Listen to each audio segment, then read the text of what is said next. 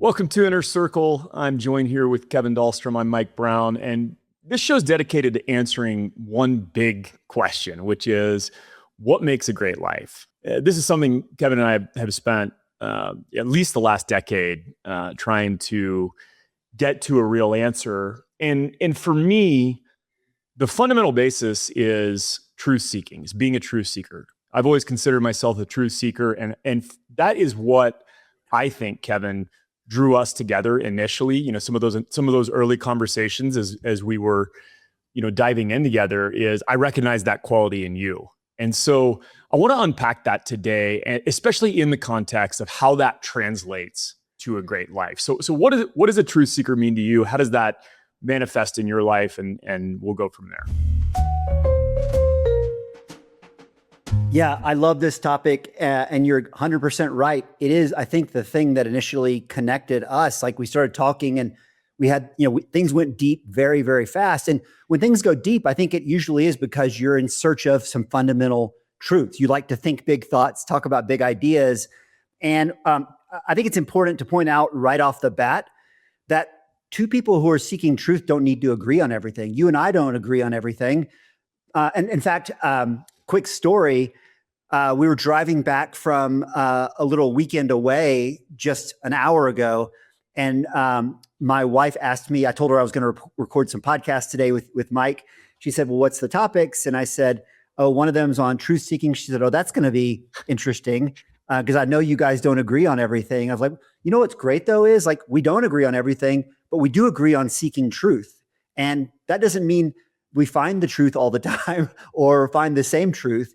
So anyway, just to kind of set context, and I'm really eager to hear what you have to say on this. I think of truth seeking sort of as intellectual honesty, right? And one of maybe my single biggest pet peeve in life is when people are intellectually dishonest, meaning that they're either lying to themselves, like they're saying things they know aren't true, or they're prioritizing being right over seeking the truth. And, we'd be remiss if we didn't tie this into like the current climate out there, right? Is like polarized politics, where on both sides, people are being intellectually dishonest. And that honestly, like, just turns me off, dude, so bad. And I think it's honestly, I had the thought the other day that, like, if you're super polarized one way or the other, not only is it sort of like, I think, annoying sometimes, but it's actually potentially a sign of low intelligence because you're being intellectually dishonest. So I'll pause there. That's sort of my take. Is it all comes down to this idea of intellectual honesty. How do you think about truth seeking? Well, I think what you're pointing at there is actually one layer deeper than just intellectually honest. It's, can I actually be honest with myself? Because that's uncomfortable. So it's actually, there's a certain comfort with this discomfort that is required to be intellectually honest. And so when I think about truth seeking, especially as it relates to a great life, for me, that's the process of eliminating dissonance. So either where am I lying to myself or not being honest with myself, and where am I not being honest with the world? And for me, the process of building a great life is closing those gaps, right? So the minute I find a place where I'm out of alignment, what am I going to do about it, right? And the problem is that most people have a tolerance for dissonance that I just don't have. And I've never had it in my whole life. This is we could talk about nature or nurture, but like, I think I came out of the womb with just this rigor and inability to tolerate dissonance. Dude, I just wrote down the word rigor while you were talking, because when I think about you, you are so rigorous. And that's what I love about you. You're so rigorous about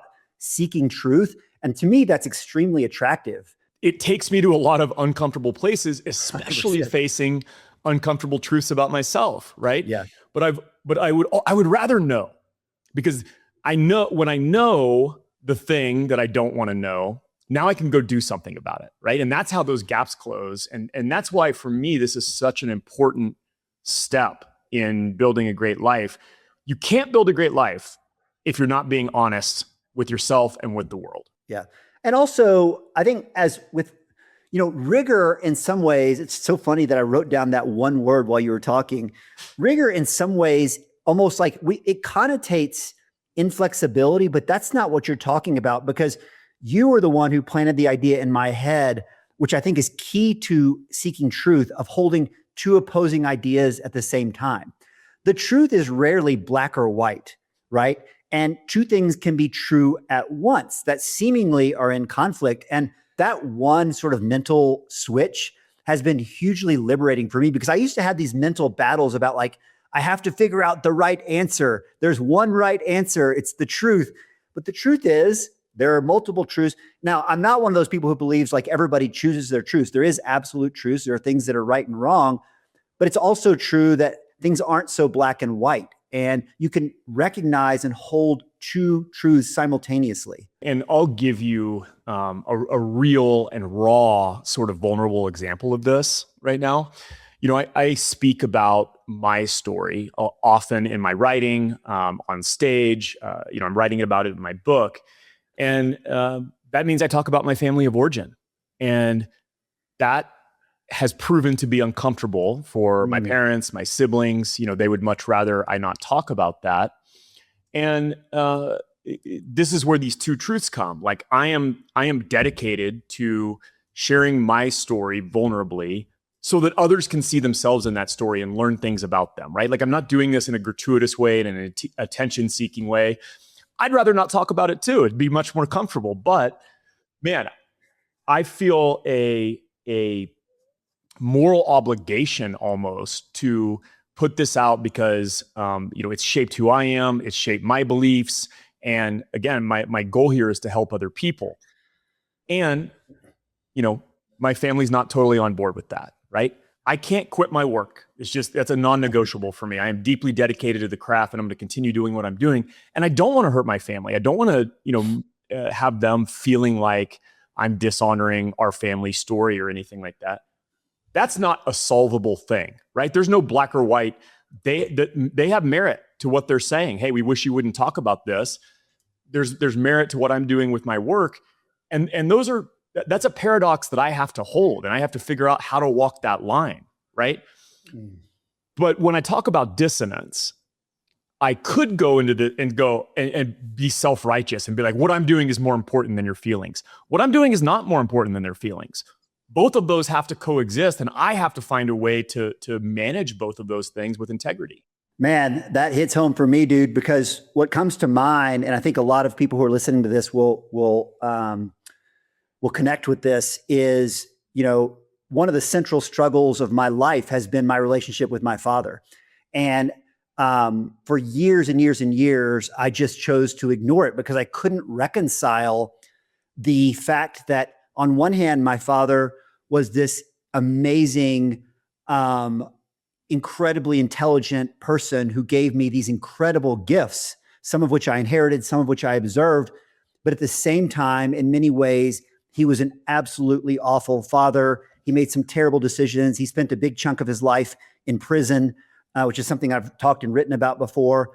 And this idea for me of holding two truths at once is a game changer for that, because I think we can honor both of them, right? Like it is just true that in many ways, my dad was a terrible father. He made a lot of terrible decisions that had, had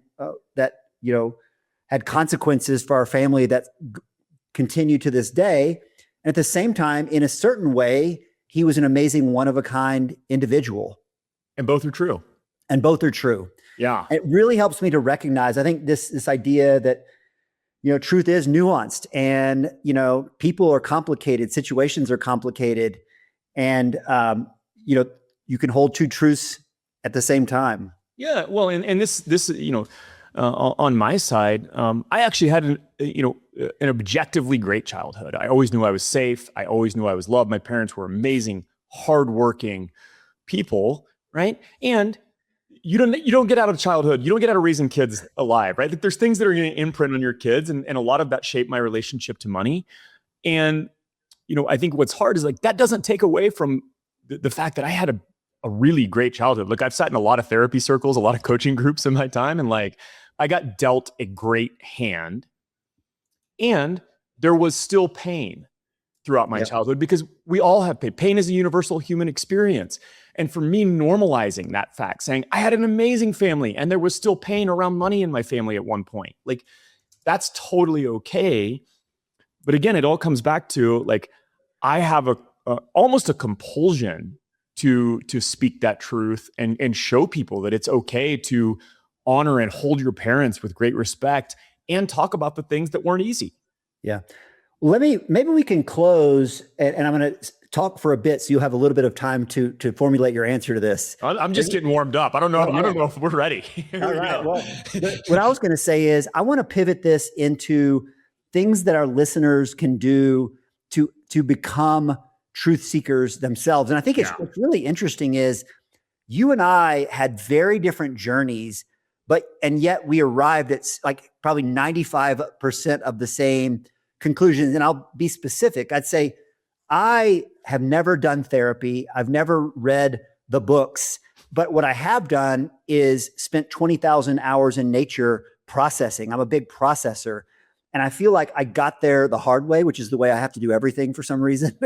and I'd say you, on the other hand, you are more like proactive and like you reached out, you got help, you've talked to others, you've had coaches, you've had shamans, you've had all this stuff, you've read the books, and yet you came to some of the same conclusions. So because you've actually done the research, I want you to go first. And like, what are some practical things people can do back to your original point about the whole point of this podcast is to help you live a great life.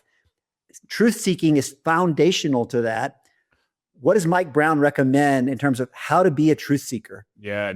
Okay. So I think there are two places where we experience dissonance. Number one is dissonance within the self, right? Internal dissonance. And then number two is external dissonance, dissonance between what I believe about myself and how I show up in the world, right? So the first one I'll tackle is internal dissonance, meaning I know something to be true and I'm not going to act on it or I'm not going to do anything about it. So a great example is this relationship or this job is no longer serving me and I'm in an untenable situation.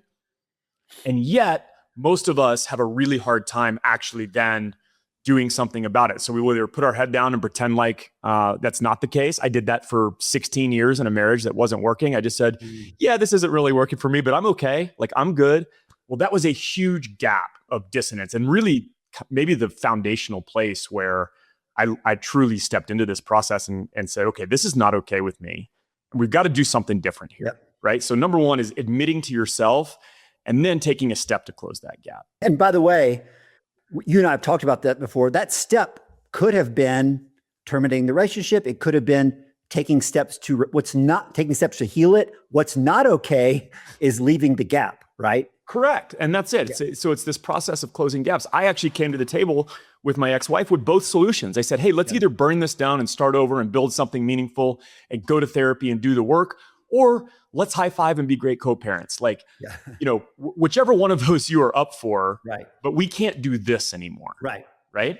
And then who I believe myself to be on the inside and then how I'm showing up in the world.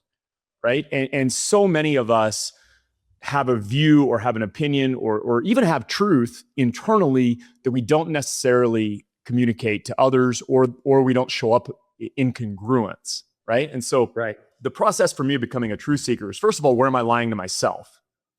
And then number two, where am I lying to the world? Wow. You know, what I love about your answer is it starts, as all things do, with the man in the mirror. And because it's funny, it's because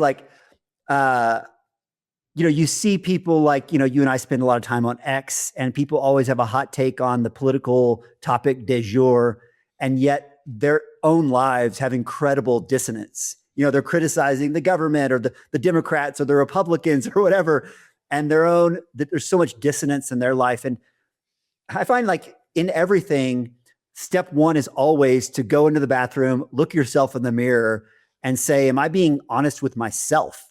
That's the place to start. Totally. Like where am I out of alignment? And, I also think, and this might sound like I'm speaking out both sides of my mouth, but I think one reason people are afraid to be honest with themselves is that they're afraid that then they're going to have to take the action the next day. right? And the example I often give is like, if I don't like where I live, if I admit that to myself, now I got to go to put a for sale sign in my front yard. That's not what it means at all. First, let me get honest and just name what the thing is. Right. Now I can get into decision making, right? I'm writing down a note. So what I'm hearing from you is disconnect the truth from the decision making. And the reason that's powerful is because the fear of the decision keeps us from recognizing the truth. Wow, that's the banger from this show. That's really powerful, because the reason I kind of glommed onto that is because I do that all the time. I fear the consequence of recognizing the truth. Yeah. Well, and once you start to separate it, go, okay, first let me just be radically honest about what's not working here. You know, as entrepreneurs, we're often so biased toward action and problem solving quickly. Like, if I don't like where I live, I don't have to necessarily solve that today, but I can be honest about, okay, I don't like this situation. Cool. I'm going to change it someday. And now I can go through the cost benefit of when and how that takes shape. It's funny because the example of like where you live is a good one, because I lived that one for so long. It's like I lived in Dallas and I hated it, but I, in a way, wasn't willing to talk about it because I was afraid that then I would have to call my own bluff. And so you end up painting yourself in a corner, and like you say things like, no, it's actually great here. Like, so family oriented and great dining scene, and bullshit. Like, no, admit the truth, which is like, it's not a fit for you, and move to Boulder, which is eventually what I did. Unfortunately, I was 47 years old when I did it, but better late than never. Yeah, totally. And you know, the other thing is, when you start becoming a truth seeker, when you start recognizing dissonance and eliminating that dissonance in your life, the quality of your relationships gets so much better, right? You know, again, we suffer in our relationships because we're not willing to name the thing that needs to be named. And so what do? We grow resentment, right? We put distance between people. We slowly fade away, which is a terrible way to end a relationship, right?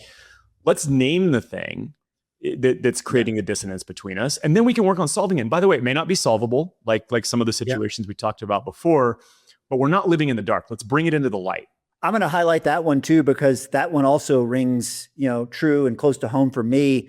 A big turning point in my marriage when we were struggling a few years ago was this idea that like I couldn't be my true self in my marriage. At least I felt that way. And that's a recipe for disaster. And I think, in a relationship, putting those truths on the table about who you are, what you need, that's the only chance you have to sustain, because otherwise resentment just builds and builds and builds. And so I love this idea of like, get the truths on the table, get the truths about yourself and for your own issues, get the truths about your relationship on the table. And then the decisions come after that, right? Is like, there's lots of things that can be done, but I think, don't let your fear, for example, of, well, what if this blows up my marriage? Don't let that keep you from getting your truth about the relationship on the table. Yeah. And this is it, is that, building a great life is the process of putting things in alignment, right? I want to align my internal experience with my external experience, but upstream from alignment is this radical truth seeking, this radical self-honesty that we're talking about. And it is so liberating to start going through this process. And for me, once I started this, like I couldn't unsee it. Then I just saw all of these areas that were out of alignment in my life. And I went through and systematically eliminated the dissonance. It took almost a decade. Yeah, it is liberating. And the metaphor that comes to mind is pulling a thread on a sweater. And once you start speaking truth, the more you pull that thread, the more truth comes out, and then you can't stop. And I think that's like a good place to stop here, is this idea that it just starts with like looking yourself in the mirror and being truthful about all things, especially yourself, and identifying that dissonance and doing that as a step before feeling compelled to even take action on it. That'll come. But yeah, start with just, telling the truth, like searching your soul, telling the truth about yourself, your relationships, your work, the place you live, everything, and go from there. Yeah. And the quote that that comes to mind is from Greg LeMond. One of my favorite quotes was, "It never gets easier; you just get faster." And that's the reality, right? The truth-seeking path is not an easy one. But for me at this point in my life, it's almost become reflexive, almost like it's just like an automatic thing. Well, it didn't start off that way, right? I had to go through a 16-year marriage that wasn't serving me, right? But all of a sudden, I just got better at closing those gaps. Yeah, and that struggle that Greg LeMond was talking about, you could also just call that life. I mean, that is life. Like this idea that there's some point at which you figured everything out and you've arrived. You know, it sounds silly to even say it, but we all implicitly kind of believe that pot of the gold at the end of the rainbow exists, and it just doesn't. The struggle never ends. Therefore, how do you embrace the struggle? Starting with truth is a heck of a way to embrace the struggle. Yeah, absolutely. This is a great one. We could jam endlessly on this one, but I think it's a good place to leave it, which is, recognize it's just like a workout, right? Your first day in the gym is going to be a lot harder than 6 months from now, but you got to start somewhere, and then you can start collapsing those gaps in a much quicker way. I love it, brother. I've learned a lot on this topic from you, so I appreciate you. Yeah, same, my friend. All right, until next time.